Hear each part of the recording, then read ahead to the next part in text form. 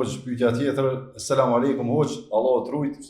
Kam një pyetje lidhur me çështën e mehrit pas ndarjes së shkullëzimit në Islam, desha të di se si është gjykimi sipas sunetit, Allahu e shpërblet. Aleikum selam rahmatullah. Është çështje temë tepër e gjon për shkak se ka shumë kushte që specifikojnë mehrin dhe gjykimet mund më kanë ndryshme, por shkurt parimisht mehri është dhuratë e martesës, të cilën vajza e kërkon para se martu. Dhe djali pajtohet se ka me dhënë këtë dhuratë. Ajo dhuratë mund të më konë çfarë do e mire ose edhe në tulla. Pare. Dhe nëse është për llogarismi mehri 1000 euro, në rast të ndarjes me kërkesë të djalit duhet me ia kthye me ia dhënë vajzës çat meher 1000 euro.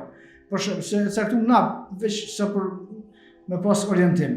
Nëse vajza lyp shkollërzim, gruaja lyp shkollërzim, nuk i takon mehri. Do thënë që kjo është çështja e parë. Pastaj nëse u ka dhënë mehri, nëse ka qenë mehri vanum, ka plot dispozita që lidhen me mehrin. Por shkurtimisht është kjo. Dhurata e martesës i jepet gruas si dhuratë e martesës.